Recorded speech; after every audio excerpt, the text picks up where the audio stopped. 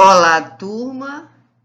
Esse é um vídeo de apresentação da unidade 1, da disciplina Profissionalização Docente, estudando a história da profissão docente. O que podemos aprender com essa história?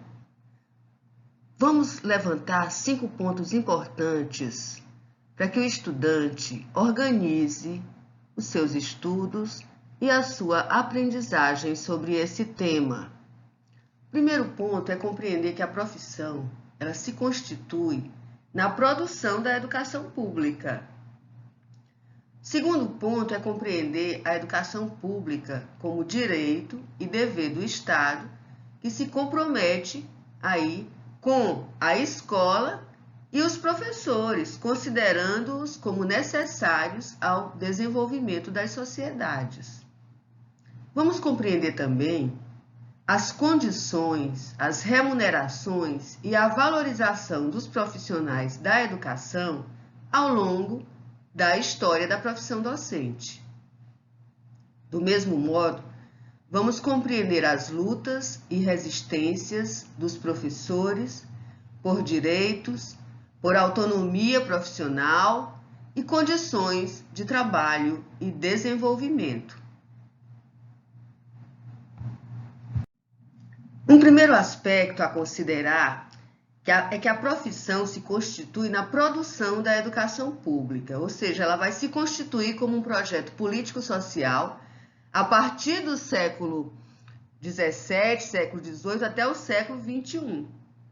Os currículos e as necessidades da sociedade vão definir aí as formas de organização que antes era organizada pela educação jesuítica, pelas organizações religiosas.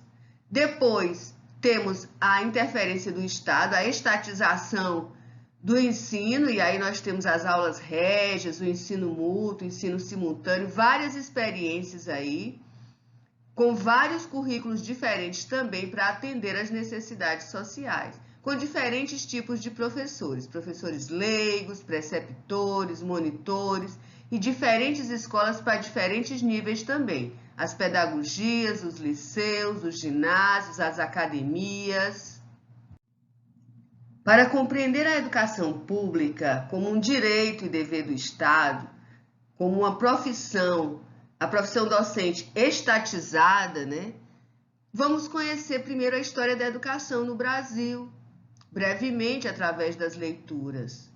Compreender o papel do Manifesto dos Pioneiros da Escola Nova, compreender as constituições, as reformas, as leis, os decretos que organizam e orientam a educação e a formação dos professores. Diferentes governos e agentes públicos incidem aí na determinação dos elementos que vão compor as escolas, o ensino, os currículos e a formação dos professores. A formação dos professores é levada até a universidade no decorrer dessa história, como vocês irão observar.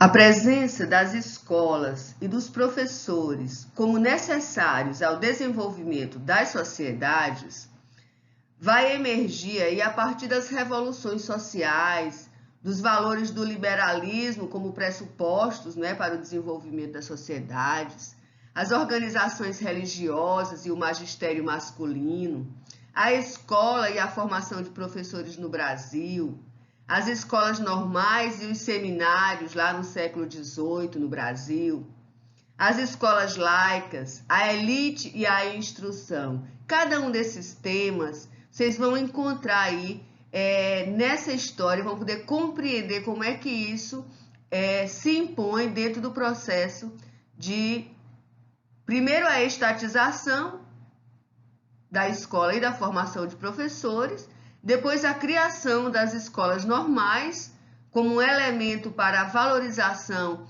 dessa função na sociedade.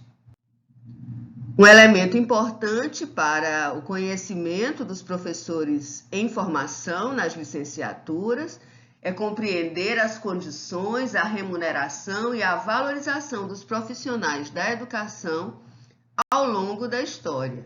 Compreender a escassez e os arranjos na política, as dificuldades estruturais das instituições, compreender os salários, os status e a identidade profissional dos professores, compreender a remuneração por níveis, a organização de sindicatos e entidades de defesa dos profissionais da educação como um importante fator de luta por valorização e condições de trabalho desses profissionais.